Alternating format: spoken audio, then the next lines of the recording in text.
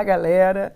Eu sou Ana Couto. Estamos aqui na segunda temporada do nosso podcast Faz e Fala. Aquele podcast que a gente fala de brasilidade, misturando tudo que a gente gosta.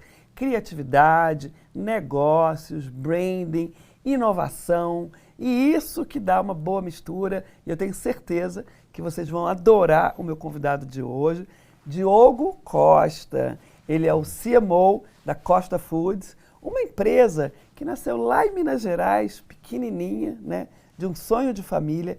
E hoje, galera, fatura mais de 1 bilhão e é uma empresa global.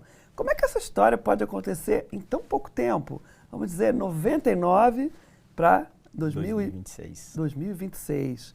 Eu acho incrível, eu adoro histórias de sucesso como essas de empresas brasileiras que fazem essa trajetória de conquistar o mundo. Então, Diogo, super bem-vindo à nossa conversa aqui, você é um super parceiro nosso. É um prazer estar aqui com você compartilhando essa história. Vamos falar um pouco?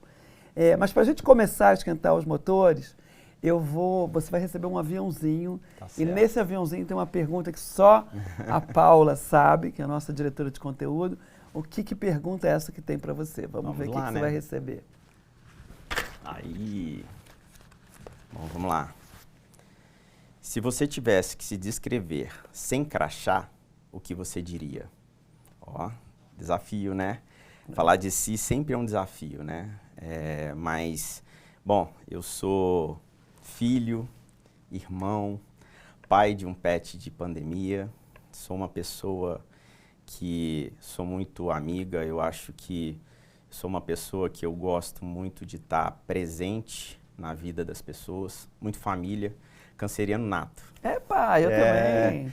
Canceriano nato, então assim, família para mim é tudo, né?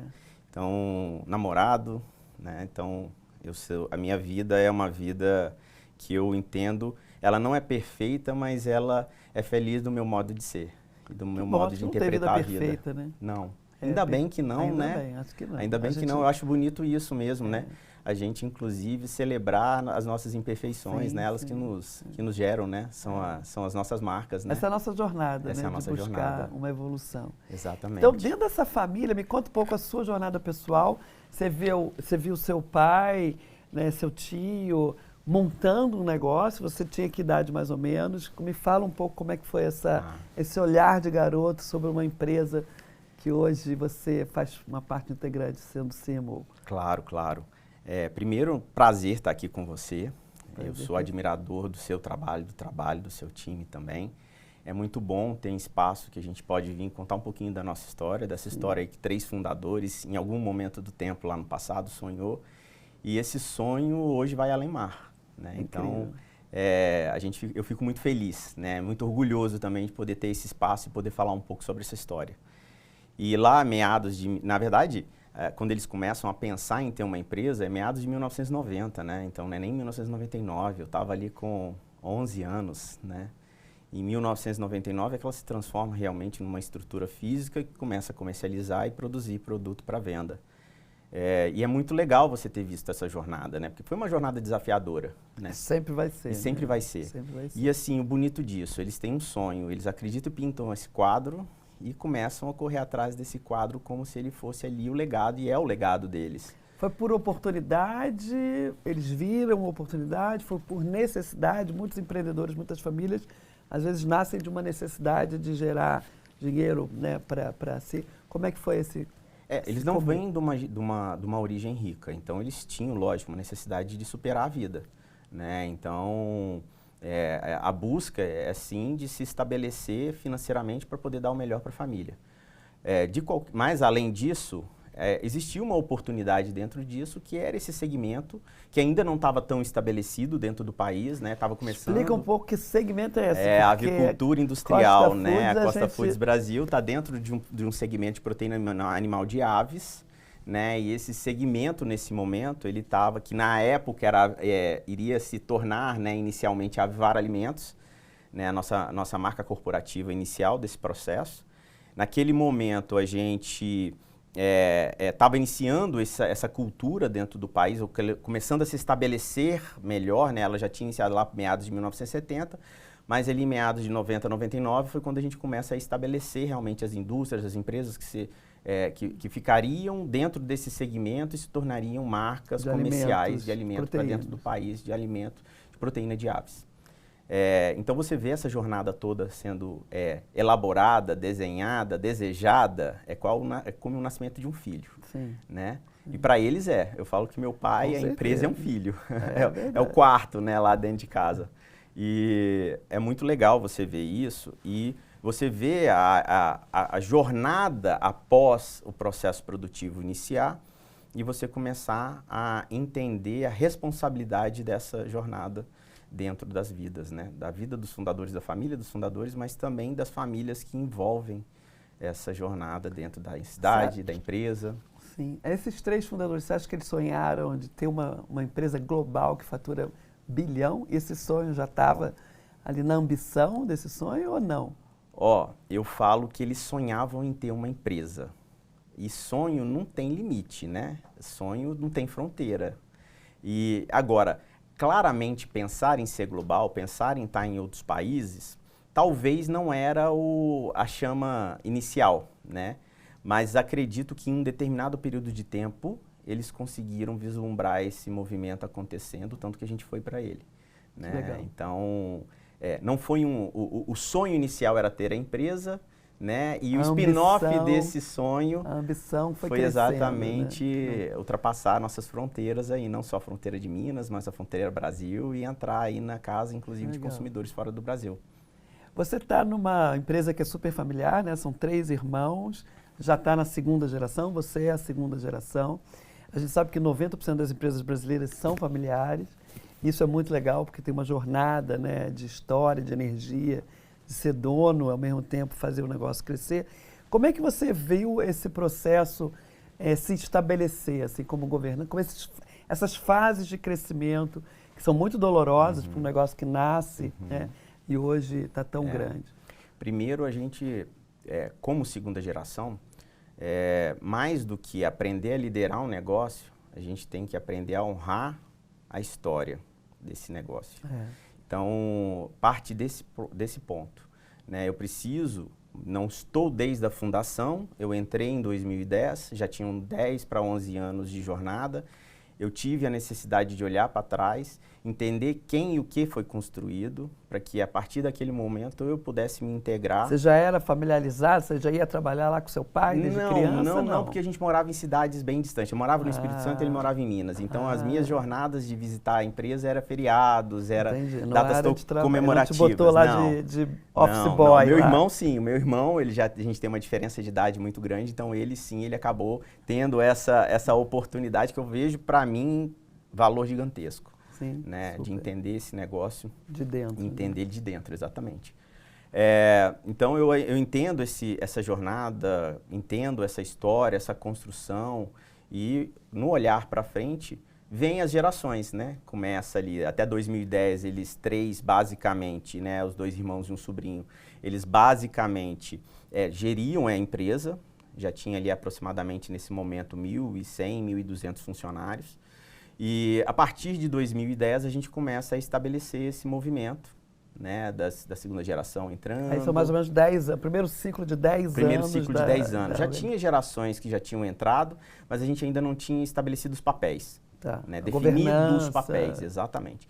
Meados de 13 ali nós fazemos uma reorganização da estrutura, né, hierárquica da companhia. E ali estava num range de faturamento de 100 milhões? Estava assim. ali na faixa de 180, 200 milhões ali. Já tinha... Isso, já tinha zarpado um pouco mais a caminho aí dessa jornada de 1 bi, mas a gente ainda precisava muita estrutura, muita elaboração para poder acontecer. Veio nisso, a 2ª geração começa a estabelecer dentro desse processo, dentro da organização como diretoria, então... Os 3 permanecem também diretores, mas aí vem mais 4 da 2ª geração, que são diretores. Então tem eu na diretoria comercial, o Eliênio na suprimentos, a Sara na recursos humanos, a Luana no financeiro. Tudo grupo familiar. Tudo grupo familiar. Até hoje, até o momento atual, estamos diretores da companhia. né, com o conselho já pré-estabelecido, a estrutura com o CEO e as diretorias dentro tem desse... governança, tem e regras. aí sim, aí até 2018 seguimos ali no processo de aprimoramento, de maturidade, de construção. Quando vem a pandemia eu acho que foi um corte na vida para todos, inclusive empresas, né? Nós saímos de 2010 com 1.100 clientes e quando a gente chega na pandemia a gente já estava com mais de 14 mil clientes atendendo, né? Mais de 200 pessoas no time de vendas. E nesse momento a gente trabalhando nesses 14 mil clientes muito dentro do pequeno varejo, então bares, restaurantes, mercearias. De Minas Gerais, de conta Minas Gerais, um pouco pra gente. Principalmente de Minas Gerais, mas a gente atende Norte e Nordeste também. E nesse momento você viu muito desses segmentos desaparecerem, né? Foi da água, foi de um momento para o outro, foi uma virada de chave.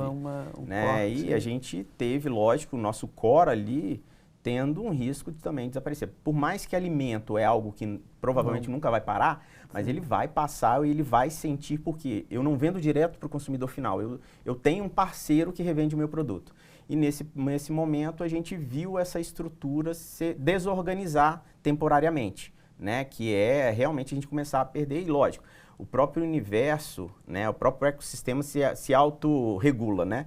E lógico que ali você, dentro de 4, 5 meses, você já viu todo esse ecossistema se autorregulando, mas ao mesmo tempo a gente teve que repensar, né? Repensar como é que o nosso negócio seguiria. Como e aí a gente está seria? falando com que marcas você tinha? Nessa época a gente trabalhava a Avivar como marca corporativa e marca comercial, e nós tínhamos também já as outras duas marcas, Bela Vida e Rara, nesse momento.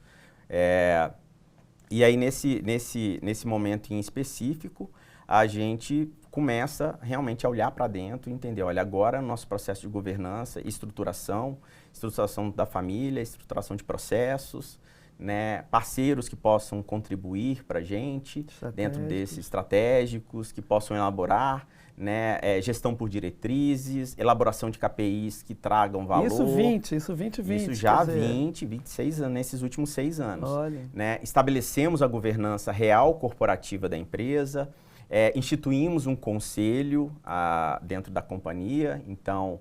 Com advisors e... Isso, exatamente. Então, nós temos aí 2 professores da fundação, que hoje Fundação Dom Cabral, que fazem parte, da Fundação Dom Cabral, que fazem parte, FDC, fazem parte hoje do nosso conselho, juntamente com os fundadores, né, e que nos guiam nesse processo aí dessa jornada de construção do sonho grande. A gente, lógico, começa a receber também outros profissionais da gestão, que vem de empresas que nos contribuem para que a gente também aumente. Vai mudando também o perfil do time. Total, né? A gente precisa revisitar esse organograma, entendendo aquilo que funciona e aquilo que precisa ser readaptado, recontextualizado, né?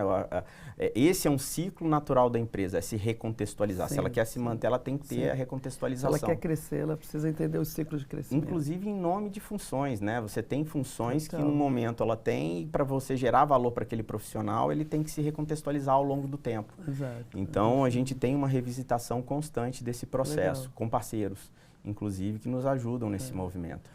A crise, eu acho que quem é fundador, né, o empreendedor por natureza, olha sempre a crise no momento que você precisa né, responder a ela e aí vira uma oportunidade, como vocês fizeram. Exatamente, é a questão da reação, né?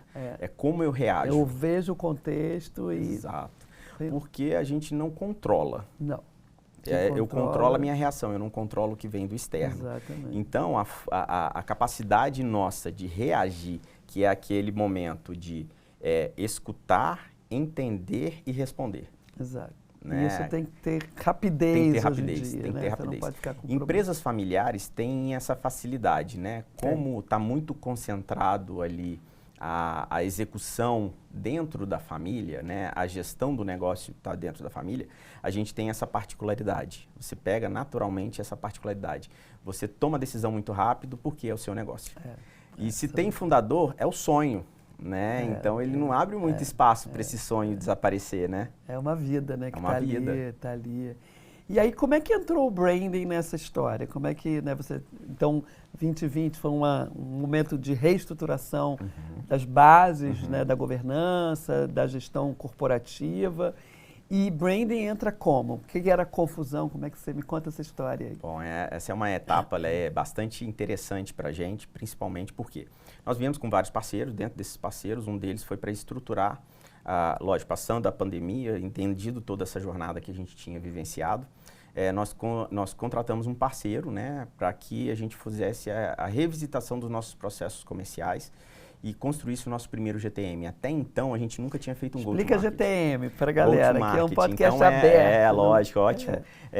A gente tinha, lógico, tudo incipiente, tudo que a gente fazia foi de construção nossa, sem método elaborado. Então, a gente entendia o que era segmentação, que talvez seria uma clusterização, o que precisava para a gente poder transformar o trade para acontecer, mas a gente não elaborava esse processo para acontecer na prática. De forma estratégica, exato, para execução, de forma estratégica. Mais... E a partir desse momento a gente viu a necessidade da gente revisitar esse modelo, trazer um parceiro que tinha método e colocasse esse método dentro da companhia como cultura. Primeiro, nesse momento, é entender, companhia, você está disposta a esse novo modelo? Abraçar um processo de branding que muda, exato, né, o contexto de gestão. E gestão. a partir desse momento a gente vem com esse go-to-market, estrutura, e dentro do diagnóstico go-to-market a gente identifica a necessidade de avaliar a nossa logo. Por quê? Porque a gente identificou naquele momento a ausência de performance em materiais, em posicionamento então começou dentro com um de lugar gôndola. bem técnico de logomarca, não de branding como um todo. sem pensar numa jornada mais ampliada, né? Então, assim, nesse momento em específico, a gente estava só olhando, eu preciso melhorar a minha identidade visual, a minha performance em aplicação, seja em evento, seja no outdoor, seja em embalagem, mas eu preciso resolver isso. Naquele momento era o que a gente entendia que era a nossa dor.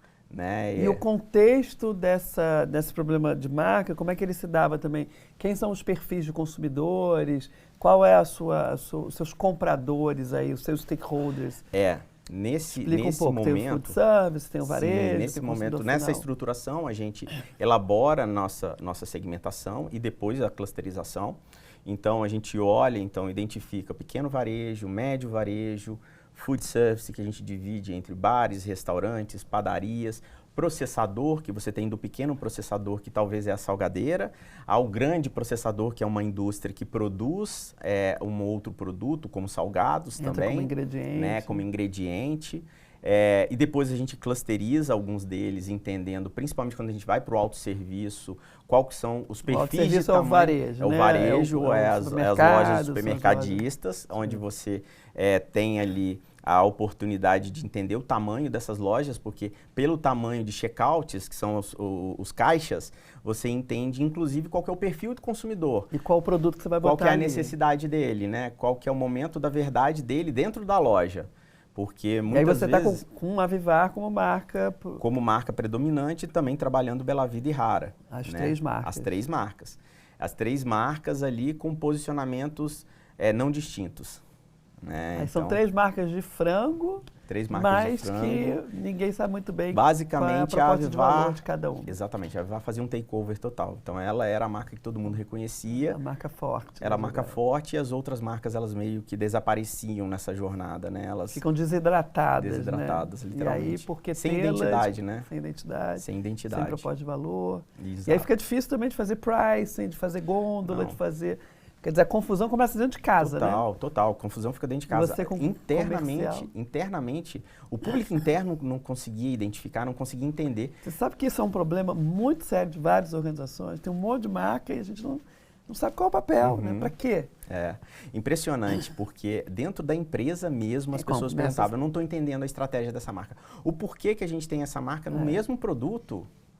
Né? Mas assim, e realmente essa confusão mental que causava não gerava valor para nenhuma dessas duas marcas e tirava valor, inclusive, daquela marca que a gente entendia que era potencializadora do processo. Fora, né, o consumo de energia e de investimento de marketing, de tudo. Né? Então, ou ficava uma marca largada. Ou uma marca que ninguém... Né? Ela ficava ali, ela só era transacional, entrava para a gôndola por uma necessidade de giro.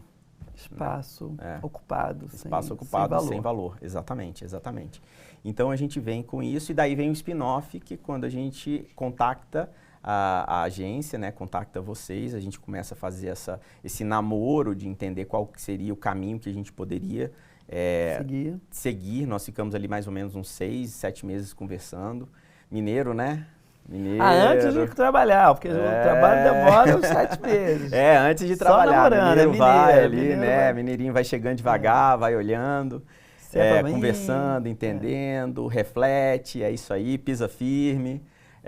Então, depois a gente inicia, ficamos 11 meses. Né? Como é que isso foi quando você trouxe para o seu pai, né, que é o CEO da empresa, o Antônio, o conselho, como é que isso foi recebido? Quero trabalhar, quero fazer um projeto de branding estruturante aqui. Como já tinha um diagnóstico anterior, já estava um pouco pré-estabelecido essa visão.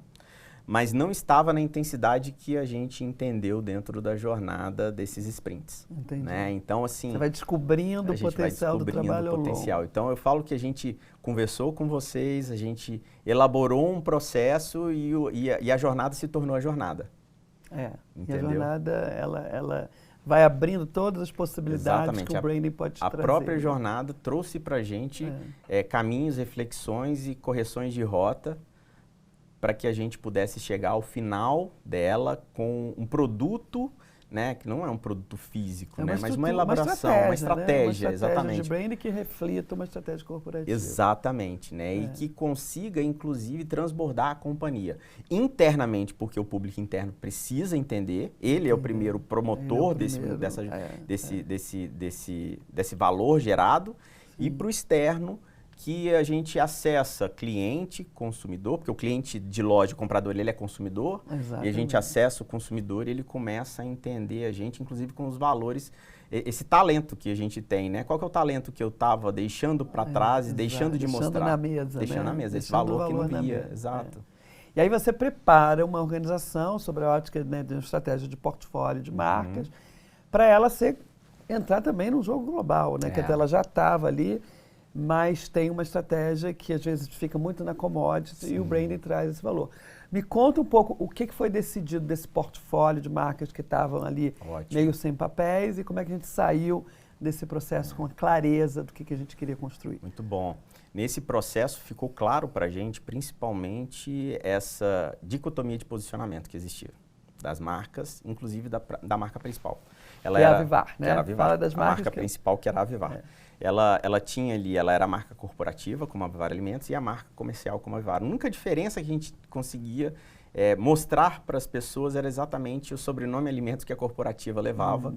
E isso não trazia para a gente um posicionamento ideal. Né? Para vários públicos importantes. Exato. Que é o e eram públicos totalmente diferentes que a corporativa precisava se relacionar e que a comercial se relacionava. A marca comercial ela tem a abertura de ser mais informal, né? Ela está conversando com influencer, com o consumidor, né? Ela é basicamente uma persona ali no dia a dia. E a marca corporativa não deixa de ser uma persona, mas é uma persona mais firme, né? Ela não tem abertura para poder brincar, né? Ela não tem não é a flexibilidade dela. Isso trazia ali uma confusão de entender, e lógico, a corporativa tinha uma força que sempre, né, também apagava o valor das outras. Dentro desse diagnóstico que foi feito no projeto, foi identificado essa necessidade. Né, aí fez-se uma nova marca corporativa. Exatamente. A gente traz primeiro o pensamento de como nós vamos seguir. Né? A gente tem aqui uma necessidade de destituir, ter uma como comercial estratégica e uma como corporativa. E lógico, passa pelaquela reflexão. A Avivar, ela tinha essas duas pontas. Qual delas ela é a ponta que mais gera valor para a companhia? Mais potente. 26 anos de mercado, relacionando com o consumidor final. Né? A resposta, não falo que nada é óbvio, mas estava ali os dados, né? Os dados, os fatos, trazendo para a gente a oportunidade que a gente tinha de potencializá-la mais com o consumidor final. E aí a gente vem para a jornada da corporativa. Então a marca Avivar ficou uma marca estratégica para consumidor final. Para consumidor final. Com toda uma linha, né? Todo um portfólio de produtos. Portfólio de produtos que vai de comida, né, de frango até comida pronta, né? Isso, até ali... Uma extensão bastante grande. Salsichas, linguiças, calabresas, né? Comida pão de queijo, comida de boteco, né? E aí, quando a gente volta para a corporativa, a gente precisa exatamente entender um nome que esse nome ele refletiria uma ação regional, uma ação nacional, mas também ele conseguiria se posicionar como uma marca que ela pode trabalhar além mar, né? Não só como comercialização de produtos, mas em algum momento do tempo, se ela tiver esse potencial, ter operações, né? Vocês começaram com essa operação, então no Brasil vocês têm Minas Gerais muito forte, com toda essa linha forte, Nordeste também. Norte e Nordeste, comercialização, Nordeste, principalmente no industrializado, a gente vende muito produto industrializado no Norte e Nordeste. Minas a gente foca ali principalmente no pequeno, médio varejo, né, para atender esse público e ter uma pulverização. Nosso mix de produto mais elaborado, ele está basicamente dentro de Minas Gerais, Norte e Nordeste. E nós temos as frentes de exportação, que acessamos Quando hoje, começou essa frente de exportação? 2014. 2014. Projeto que foi muito legal de trabalhar, porque eu já tinha formação em comércio exterior, mas nunca tinha colocado em prática. Né? E esse foi uma oportunidade que eu tive de colocar em prática. Então, em 2004, a gente inicia o projeto exportação, constrói um time, né, para poder fazer esse trabalho, iniciar aí, na comercialização de produtos que, em alguns momentos, eles tinham dificuldade de comercialização dentro do país, e aí a gente tinha oportunidades em outros. Isso eu acho muito interessante, do pé da galinha. Do pé da galinha, exatamente. Que a gente fez o primeiro, em 2014, em junho de 2014, a gente emite o primeiro container para Hong Kong. E o primeiro container coloca São Sebastião do Oeste, no centro-oeste de Minas Gerais, em Minas Gerais, no mapa de exportação. Uau! A gente saiu exatamente nesse mesmo ano entre um dos reportes, porque como a gente começou a exportar, deu um boom de crescimento de exportação em uma cidade em Minas Gerais. E essa cidade era São Sebastião do Oeste, 10 mil habitantes. E vocês estavam por trás dessa Exatamente. mágica. Isso foi muito legal, porque saiu essa informação. Essa informação ela é avaliada, né, para poder entender ali quais são os potenciais crescimentos dentro do Estado. Então, são informações que normalmente estão permeando ali FIENG, instituições como essa. E foi muito bom, né, quando você viu ali um movimento acontecendo numa cidade que é uma cidade pequena, que de origem, né, mineira, interiorana, e que hoje leva produto além mar, além mundo, né? O que tira esse container? Pé de galinha. Pé de galinha. Aí é muito legal. Aí Pé tem de uma frango, questão de olhar a oportunidade de outros mercados, né? Sim. Então você fala um pouco. Aí começa a elaboração dos mercados, né? Então a gente seguia pela Associação Brasileira de Proteína Animal para entender mercados possíveis. Começamos aí com a planta sendo continuamente habilitada para novos mercados, México, África do Sul, Ásia, Singapura, na Ásia, Filipinas, olhamos para o Oriente Médio, abrimos várias frentes no Oriente Médio, então certificações que são importantes, né? BRCGS, que é uma certificação de reputação da marca no mercado internacional. A gente agora está na jornada de estabelecer o bem-estar animal, né? Já fomos aprovados, estamos só aguardando a liberação dessa certificação. Super importante, super importante no século mundo. XXI, né? Exatamente. A gente já tinha essas práticas dentro do processo, mas quer dizer, o a gente ESG precisava... está dentro da estrutura da corporação. Da corporação. Né? Não é nice to have, não, exatamente. É business. Né? Mesmo porque quando você está no mercado externo, você tem isso no seu discurso. E na prática. Tem que ter. Não o faz fala, né? Exatamente, faz fala. Você não pode ter isso só na prática. Eu faço. Eu preciso ter a comprovação. E as certificações, elas vêm nessa necessidade. Inclusive, essas certificações, a gente, durante o ano, nós temos auditorias para validar essa certificação. E essas certificações, inclusive, elas dentro da certificação, elas têm credenciais. Então, eu sou A mais, A menos, entendeu? Então, ela vai te trazendo, inclusive, quais são as credenciais dentro da própria certificação que você tem. Para que você comercialize com aquele país. E aí aquilo mostra um significado de valor. A gente conversou com a Dilma Campos aqui também sobre isso, né? Como o modelo de ESG dentro do modelo de negócio é um negócio que traz muito valor para destravar isso, né, globalmente. Principalmente a cadeia do agro, que ela é muito sustentável.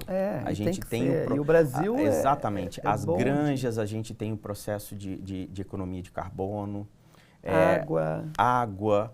quando você olha para o processo produtivo, nada se descarta, tudo se transforma em algo. Isso é o que é o mais bonito no agronegócio. É um ecossistema sustentável. É um ecossistema sustentável. E isso traz muito dinheiro, né? Muito. De um país que alimenta o mundo, né? Esse é um ponto. Aqui, tudo que se planta dá, né? Então, isso é uma realidade. A gente faz esse caminho acontecer, né? É um posicionamento que o Brasil, né, por isso que a gente está aqui conversando, né?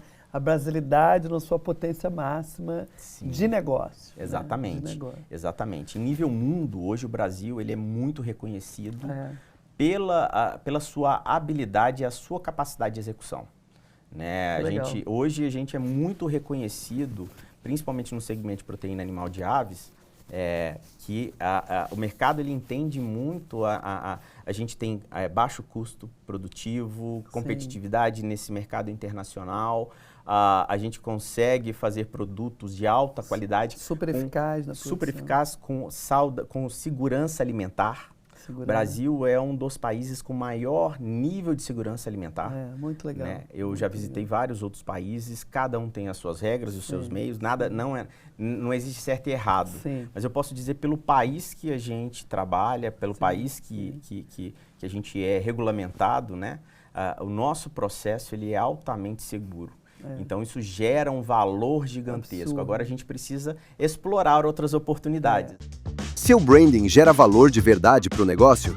O Valômetro ajuda empresas a medir, provar e potencializar o valor da marca com método, dados e visão estratégica. Com soluções como Branding Value Score, descubra o poder do seu branding. Brand Tracking, acompanhe a evolução da sua marca. Avaliação de performance de campanhas, produtos e ações. Análises quantitativas e qualitativas para decisões estratégicas. Branding que sai do discurso e vira resultado. Acesse valometry.com.br. Vamos voltar para o pé de galinha, porque eu acho super legal essa história. Quer dizer, pé de galinha no Brasil não é uma coisa consumida, né, com valor. Porém, em tempo, assim, Minas Gerais até consome, mas não consome no volume de produção, né? Não consome no volume. Mas com o valor percebido. Na Ásia é diferente. Na Ásia é diferente. Na Ásia é iguaria, né? Quando você vai para a China... Eu adoro esse cruzamento cultural. Exato, é muito bonito. Quando você vai lá, você vê isso na veia, né? Você vê isso acontecendo e entende como isso funciona. E essa é a beleza do mundo, né? Nós temos a ave ela se transforma em várias peças, né? Então, diferente de uma indústria automotiva em que você precisa montar um produto, então você sai com várias peças e no final você tem um produto final, o nosso produto final ele vem exatamente da desconstrução. É verdade. Né? E quando você vê essa desconstrução e você vai ao mundo e você vê que não é igual ao Brasil em que eu comercializo todos esses pedaços em vários lugares do nosso país.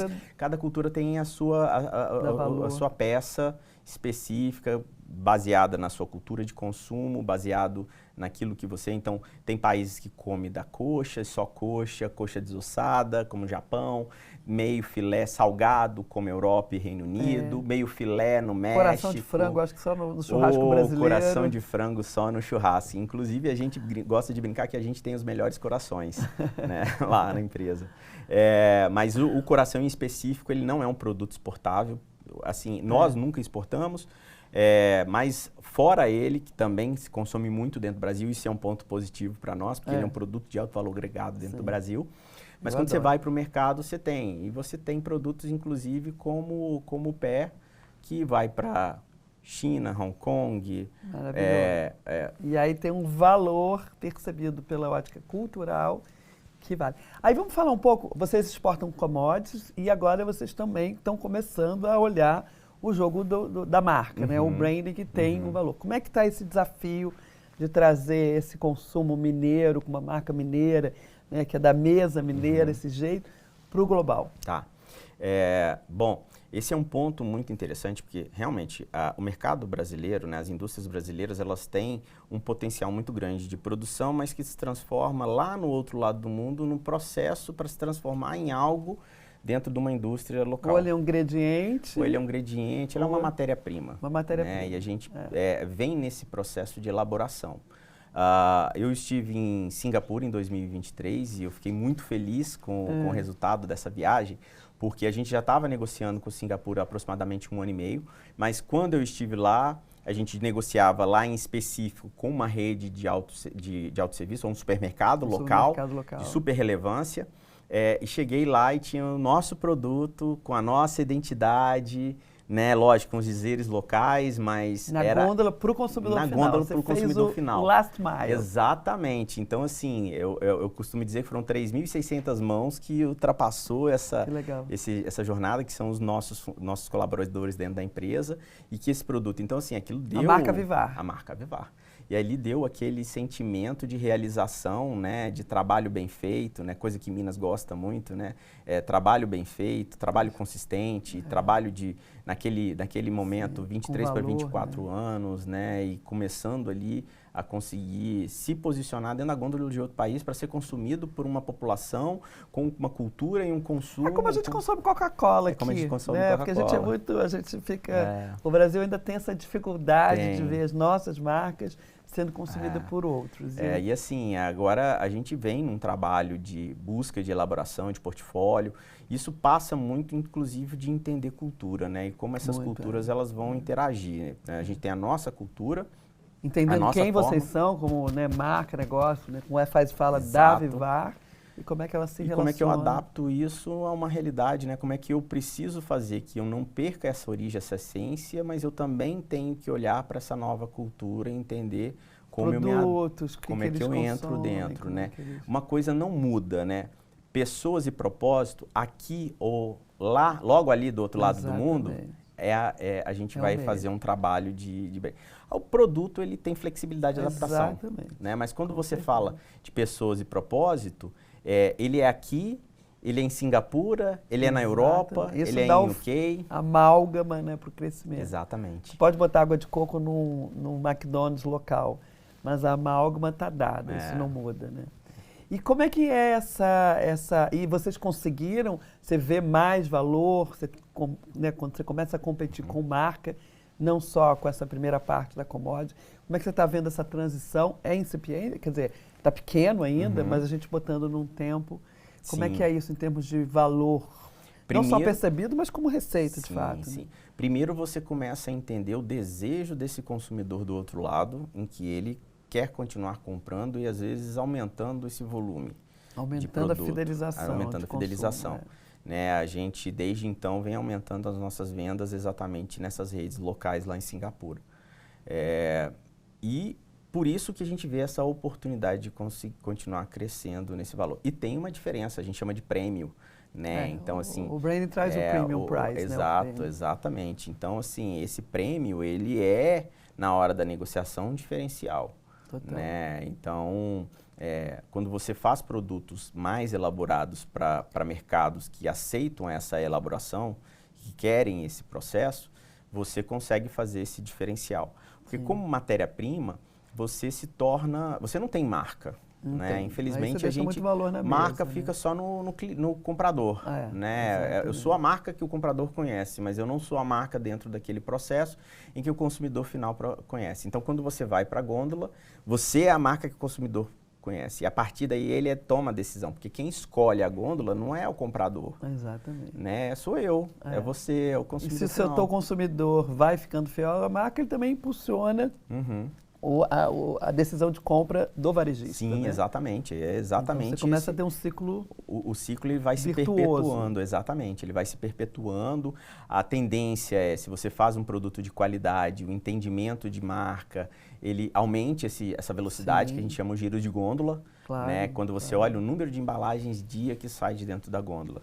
Né? No Brasil a gente consegue monitorar. Vocês monitoram? Né? Hoje no Brasil a gente consegue monitorar, a gente tem ferramenta que a gente consegue monitorar o giro de gôndolas. Quantas unidades médias diárias sai de determinada marca do grupo.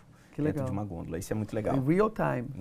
A ferramenta ela entrega com 48 horas, porque ela captura informações dos cupons, né? Então eles processam essa informação e retornam. Mas eu falo, 48 horas hoje para a gente já é uma velocidade gigantesca, inclusive para perceber qual está sendo o comportamento daquele mês e quais as ações que a gente precisa fazer dentro da comercial, dentro de redes sociais, dentro do time de vendas, né, para que esse produto continue se potencializando, né? E dentro da loja, a gente tem a loja que é um ponto fator. E aí loja, você está falando de loja própria? Não, está falando da loja do supermercadista, do o varejo. O varejo que a gente final. Precisa também estar dentro dessa loja, sendo reconhecido dentro dessa loja. Sim. Então é posicionamento mesmo, né? Posicionamento. Quais são ali as oportunidades que eu tenho de comunicar dentro dessa loja que me faz estar presente na vista desse consumidor? Seja num planograma, que é aquela execução de como essas embalagens ficam dentro dessa gôndola, ou como que eu me posiciono exatamente na parte de Media Kit que essa loja tem.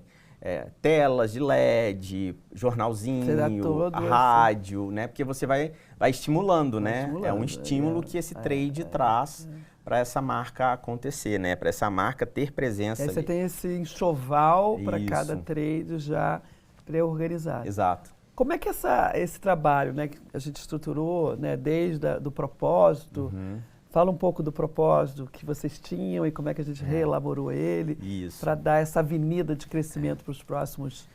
Primeiro a gente vem, quando tinha ali a marca corporativa e comercial, a gente elabora o primeiro propósito, né, que é alimentar bem o mundo em movimento. Ele vem exatamente porque a gente entendeu que nesse novo contexto, revisitou esse novo contexto lá em meados de 2021, e que tinha que ter algo a mais do que missão e visão. Sim, né? Porque valores não mudam. Os nossos valores eles permaneceram mesmo. Mas a gente elaborou esse processo do propósito para deixar claro. Só que quando a gente olha claramente para esse processo, ele não fica tão claro ainda, né? A gente estava, o que eu estava entregando, dele, né? O que é alimentar bem um mundo em movimento? Isso é um objetivo, né? Mas ele em si fica um pouco conceitual. Conceitual. Né? E ele não me direciona claramente do que eu entrego. Negócio, E quando a gente vem para o processo junto com vocês, a gente faz uma releitura, revisita. Inclusive, a gente traz mais forte essa questão da nossa cultura, da nossa raiz, da nossa origem, da nossa essência. E você traz, né, levar as raízes mineiras para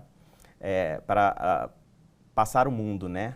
Então, a gente traz esse novo propósito, né?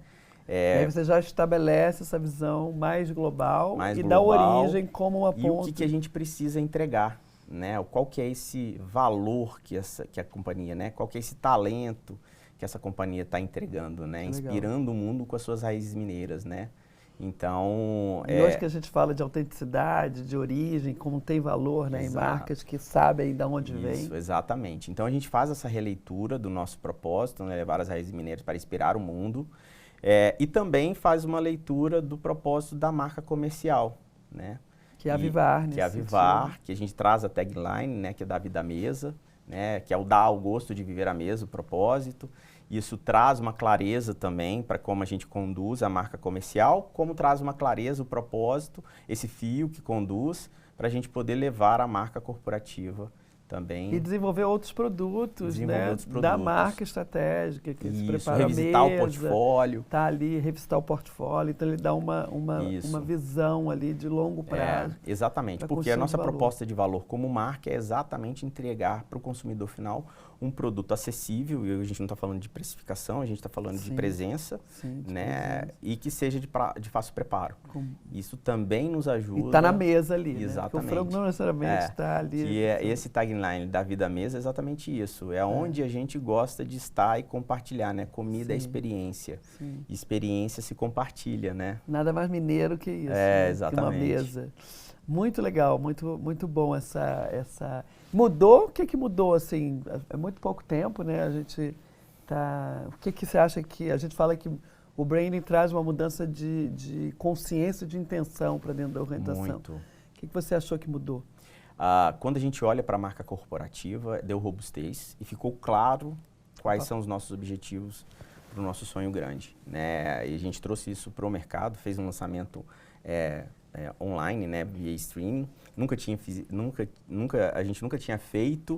Foi pela primeira vez, deu mais de 2.500 pessoas assistindo. Então, para nós, a gente fez o lançamento da marca corporativa e do rebranding da marca Avivar.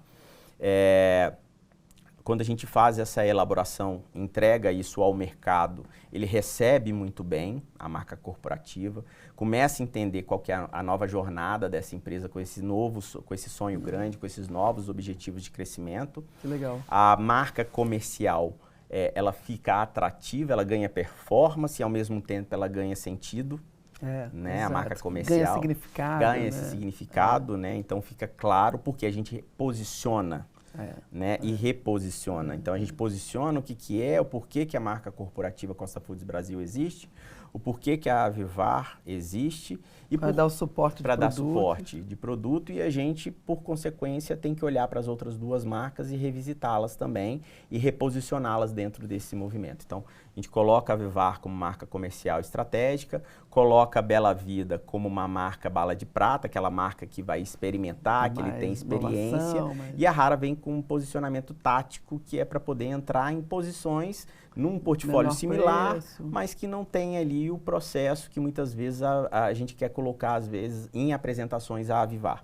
Então, fica muito mais claro a jornada delas. Onde investir. Isso, aí a gente organiza esse portfólio de marcas. Então, você vem marca corporativa, depois você tem marca estratégica. Dentro de marca estratégica, a gente tem aquelas potencializadoras, que nós temos sublinhas que potencializam a marca estratégica comercial, a marca bala de prata e a marca tática, que a gente posiciona, ela fica claro. E por consequência disso, você tem que revisitar o portfólio, porque não é só simplesmente arquitetar exatamente o seu portfólio de marcas, porque um está conectado diretamente com o outro.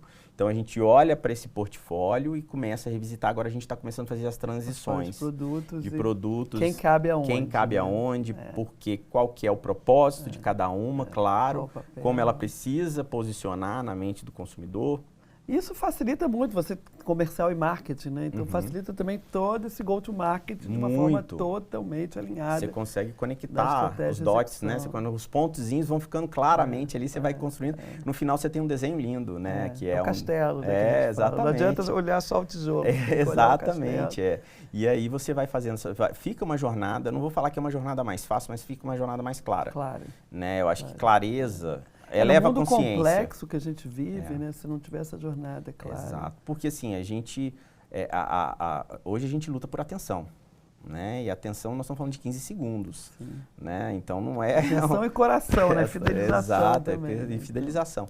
E nessa economia da atenção, de alguma forma eu tenho um espaço de tempo muito curto para poder deixar claro o que eu sou, o que eu quero e por que eu estou aqui para te ajudar, inclusive. Né? Porque se eu também não resolvo nada para ele, eu não faço nada, né? Eu não tenho perde relevância. Eu perco relevância, eu não resolvo nada, né? Então, assim, a gente ainda tem esse desafio de entender como é que a gente resolve e esses produtos, eles podem ter essa praticidade. E a gente está falando só de onda de produto, né? Nós estamos falando ali só do que materializa na gôndola para o consumidor final. Ô Diogo, você é um cara que né, assim, falou que você tem várias formações, essa sua jornada pessoal. Me fala o que te move, assim, o que você gostaria de compartilhar com CMOs e com pessoas que são empreendedoras também. Como é que é essa tua jornada de aprendizado constante? O que é o seu Faz e Fala? Então, eu amo educação, eu amo leitura. Amo leitura, eu acho que assim, sou entusiasta mesmo.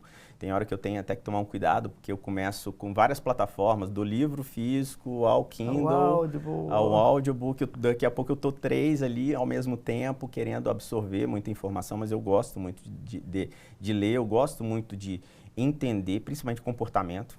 Eu amo comportamento humano. Por consequência disso, eu entendo que eu preciso continuar nessa jornada beta, né, me aprimorando a todo momento, me descontextualizando em alguns também, né, para não me limitar à minha mentalidade póstuma, né, aquela que já passou, que já não existe mais. Não funciona mais. Não funciona mais, né? Vira uma crença limitante. Uma crença limitante, exatamente. Vira aquela crença limitante em que eu fico preso, né? Aquela questão, né, o novo ele vem, né? Ele vai acontecer. Inexoravelmente. Né? Inexoravelmente ele vai acontecer, mas o que está atual, ele sempre vai pedir para ficar. Né? A gente tem que entender qual que eu vou aceitar o convite de qual, né, para ficar. Né? Então, hoje eu tenho muito esse ponto. Né? Ele está muito claro para mim sobre a questão do desenvolvimento. Então, buscar aprendizado. Eu estou num curso de conselheiro agora, me desenvolvendo.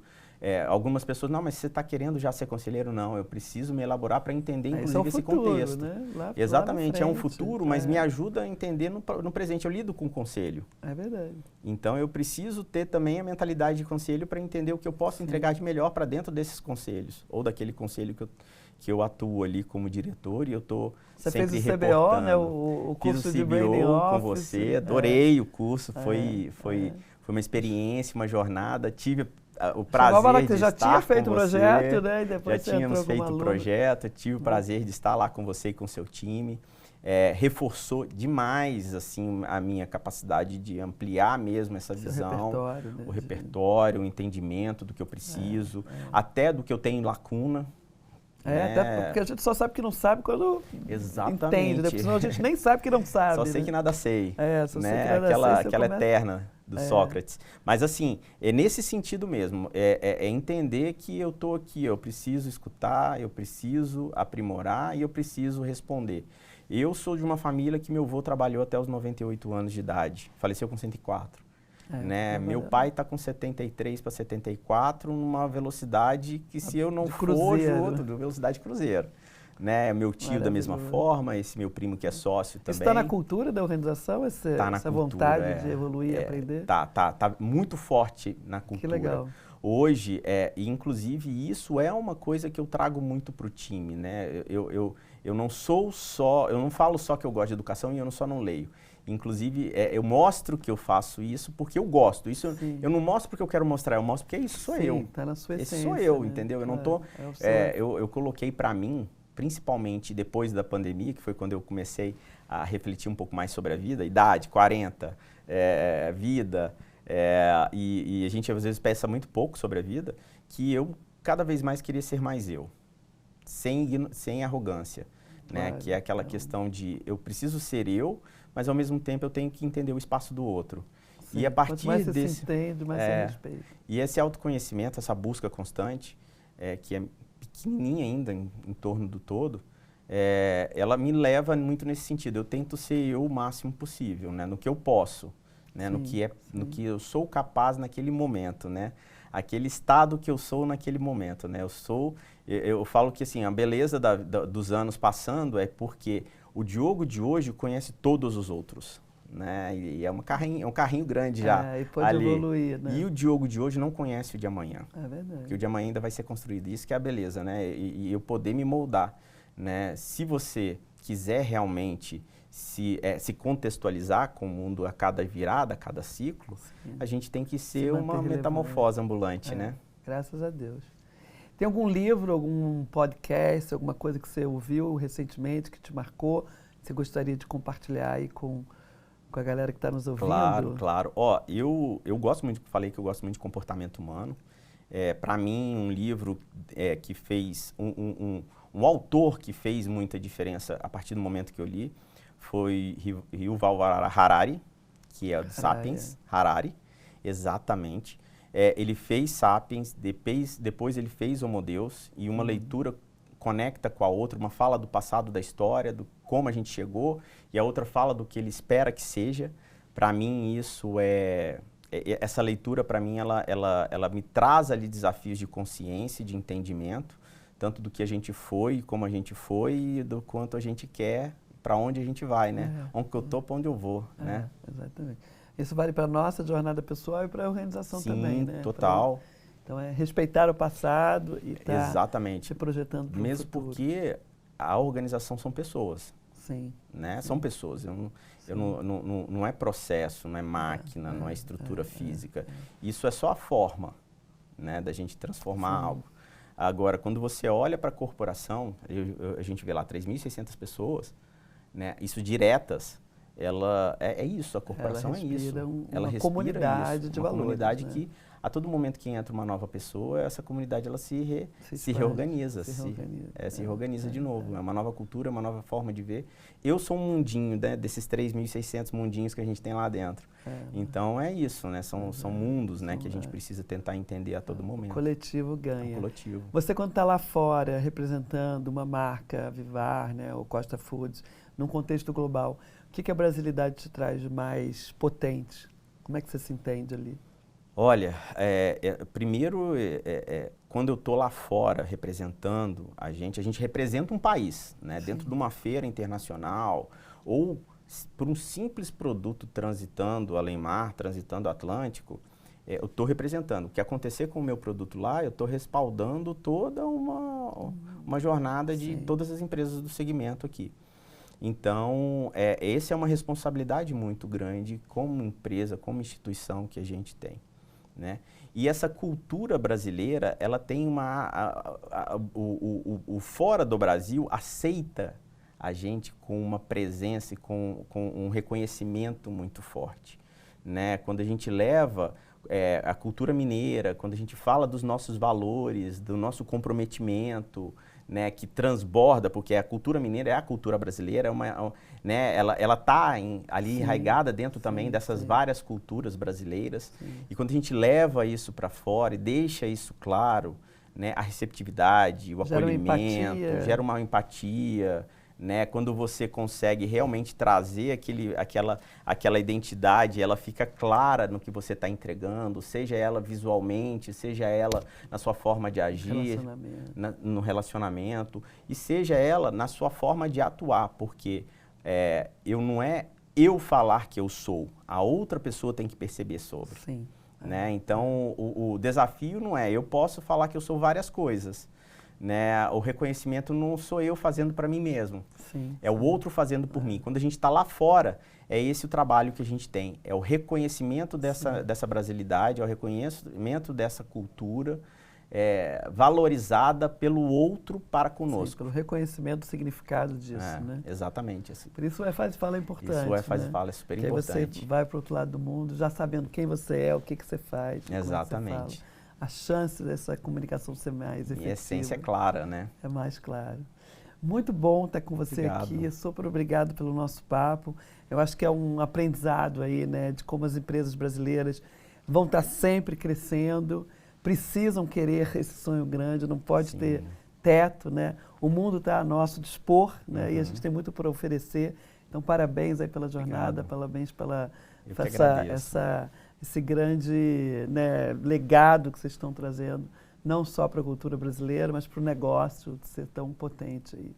Eu que agradeço. Parabéns. Muito obrigado aí pelo espaço, por também colaborar muito com essa nossa nova jornada, né? A gente está construindo aí, você e o seu time aí tem feito um trabalho sensacional conosco. Tá bom. É um prazer. Eu sou Ana Couto, estou aqui para te fazer um convite, abrindo os bastidores do Faz e Fala no nosso podcast. A sua marca que acredita em brasilidade como força de valor e impacto, o seu lugar aqui com a gente. O Faz e Fala é mais que um podcast, é mais que um festival.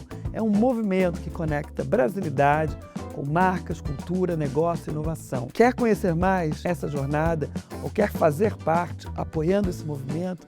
Vem ser parceiro ou patrocinador. Fale com a gente, escaneie esse QR Code e entre em contato.